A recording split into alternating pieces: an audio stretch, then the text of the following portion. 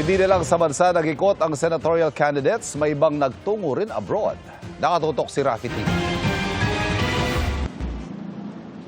Nakiisa si Jerome Adonis sa pagdiriwang ng Buwan ng Kababaihan sa Laguna. Naroon din si Congresswoman Arlene Brosas na isinusulong ang expanded maternity leave law, pantay na pasahod sa mga manggagawa sa buong bansa ang idiniin ni Atty. Sani Matula. Pondo sa libreng pabaon na linsunod sa pre-college law ang itinutulak ni Bam Aquino sa Cebu City. Nakipagpulong si Ronel Arambulo sa isang komunidad sa Rojas, Capiz. Tulong sa kabuhayan ng local vendors ang inihayag ni Representative Franz Castro. Tinalakay ni Danilo Ramos sa Capiz ang fish at rice situation. Sa Laguna, kinontra ni Atty. Jimmy Bondoc ang anyay kabulastugan ng pamahalaan.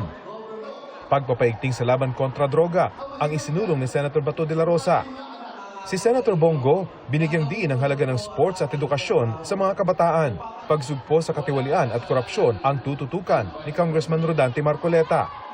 Itinutulak ni Atty. Vic Rodriguez ang death penalty sa kasong plunder. Advocacy raw ni Philip Salvador ang libreng gamot sa senior citizens. Si Senator Bong Revilla planong gawing batas ang pagbaba ng singil sa sinihan. Suporta sa mga mangingisda ang idiniin ni Leody de Guzman sa Zamboanga City. Seguridad sa makatotohanang impormasyon ang isinulong ni Gringo Onasan sa Batangas kahapon. Kahalagahan ng maunlad na agrikultura ang tinalakay ni Atty. Raul Lambino sa Pampanga. Suporta sa kababayang solo parents ang ibinida ni Senador Amy Marcos. Nanawagan si Kiko Pangilinan ng toll exemption para sa mga truck ng agri-products. Kahirapan at kontra-korupsyon ang isinulong ni Ariel Quirubin sa Cavite. Nag-motorcade at nag-ikot sa palengke sa Pasay si Senator Francis Tolentino. Si Ben Tulfo hinikayat ang kababaihang nakaranas ng pang-aabuso na magreklamo.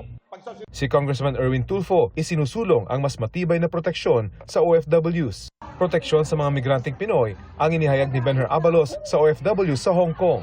Patuloy naming sinusundan ang kampanya ng mga tumatakbong senador sa eleksyon 2025. Para sa GMA Integrated News, Rafi Tima Nakatutok, 24 Oras.